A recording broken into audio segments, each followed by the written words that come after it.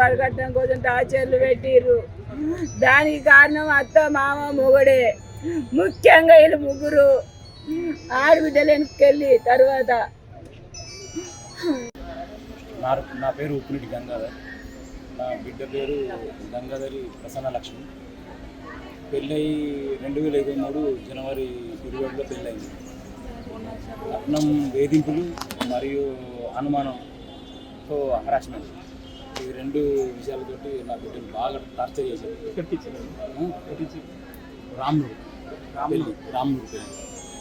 రామ్నూరుకు వాళ్ళ ఊరు రామ్నూరు.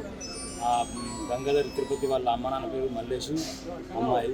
వాళ్ళ ఆడబిడ్డలు మమత, సుమలత, శ్రావంతి. వాళ్ళ భర్తలు అందరు కలిసి ఒక ఫంక్షన్లో అబ్బాయి అంగం వేరే రకంగా ఉంది, చేతులు గిట్టున్నాయి, కాళ్ళు గిట్టున్నాయి, మన వంశం కాదు అని బాగా హరాస్ చేశారు. మానసికంగా కుంగిపోయింది. అది మాకు చెప్పుకోలేదు, తర్వాత తెలిసింది. చాలా హింసకు గురై తట్టుకోలేకపోయి ఊరేసుకుని రాసింది. నేను తప్పుడు గిట్ట చెప్తే నా కొడుకు డిఎన్ఏ టెస్ట్ చేయించుడు. వాడే తండ్రిని తెస్తే వానికి శిక్ష అయిపోయేది. డాడీ వాళ్ళని వదిలిపెట్టకు, వాళ్ళని ఖచ్చితంగా ఎవరిని వదిలిపెట్టు, నన్ను ఎవరైతే నా ఫ్యామిలీ నాకు చేసాను అన్నది.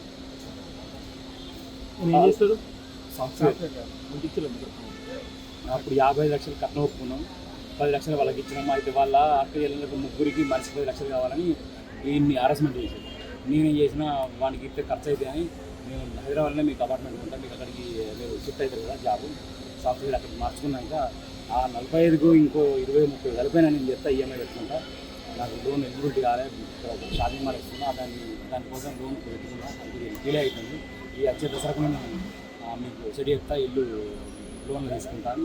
ఇవన్నీ చెప్పిన వాళ్ళు ఒప్పించిన, వాడు ఒప్పుకున్నట్టే చేసింది. మళ్ళీ టార్చర్ స్టార్ట్ చేసింది.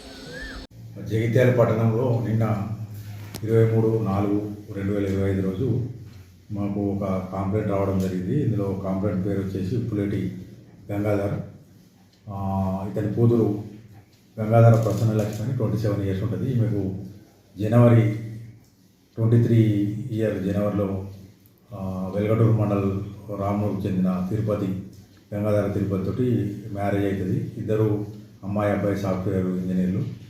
55 లక్షలు కట్నం ఒప్పుకుంటాడు తండ్రి. తర్వాత 10 లక్షలు అప్పుడు ఇస్తాడు. ఇంకా మిగిలిన 45 లక్షలు పెళ్ళి జరిగిన తర్వాత హైదరాబాద్ అయిన ప్లాట్ కొనిస్తానన్నాడు. ఈలోపు వీళ్ళకు ఒక బాబు జన్మిస్తాడు. ఇద్దరు బాబు జన్మించిన తర్వాత బాబు వీళ్ళిద్దరు కొద్దిగా చామన చాయ ఉంటారు, బాబు తెల్లగా ఉంటాడు. దాంతో ఏంటంటే కుటుంబ సభ్యులు ఏంటంటే ఆ బాబు నీకు పుట్టలేదని చెప్పి అత్త మామ వాళ్ళ ఆడబిడ్డ భర్తలు, మరియు ఇప్పుడు నేను ఉంచుకోవాలి, మన కాపురంలో తీసుకోవాలనుకుంటే మీరు ఇస్తా అన్న 45 లక్షలు మాకు ప్లాట్ వద్దు, నగదు కావాలి, నగదు వస్తుందని మేము ఆడబిడ్డలకు ఇచ్చుకోవాల్సి ఉంటుంది, తలా 10 లక్షలు అని చెప్పి ఇవన్నీ వేధిస్తారు. వీళ్ళు ఒక 5 రోజుల కింద బెంగళూరు నుంచి వాళ్ళ అత్తగారింటికి రామ్నూరు వెల్గటూరు మండలంకి వచ్చి తిరుపతికి వెళ్ళే ప్లాన్ ఉంటే ఏంటంటే మొన్న 22 తారీఖు రోజు ఈమెకు వీళ్ళ అత్త మామ ఆడబిడ్డలు అందరూ అక్కడ ఉండి ఈమెను బాగా లొల్లి పెట్టి ఇంట్లోకి వెళ్ళి పంపిస్తే వీళ్ళ ఫాదర్ పోయి సర్ది చెప్పి తీసుకొస్తాడు. 23 తారీఖు రోజు రాత్రి వీళ్ళ తండ్రి ఇంట్లో పోచమ్మవాడని మొదటి అంతస్తులో వీళ్ళు కిరాయికుంటారు. అందులో బెడ్రూమ్లో ఊరేసుకొని ఆమె చనిపోతుంది. వాళ్ళ తమ్ముడును వాళ్ళు బయటకు వెళ్ళి వచ్చే వరకు లోపల ఊరేసుకొని ఉన్నది గమనించి తలుపులు బలవంతం పగలగొట్టి కిందికి తీస్తారు. ఆ డ్రెస్సింగ్ టేబుల్ అద్దం మీద ఆమె సారీ నాన్న, నేను మిమ్మల్ని అందరినీ వదిలిపెడుతున్నా, మా కొడుకును మీరే ఉంచుకొని వాళ్ళకి ఇవ్వద్దు అని చెప్పి రాసి చనిపోతుంది. వాళ్ళు ఫిర్యాదుదారు ఇచ్చిన దరఖాస్తు మేరకు మేము భర్త తిరుపతి, అత్త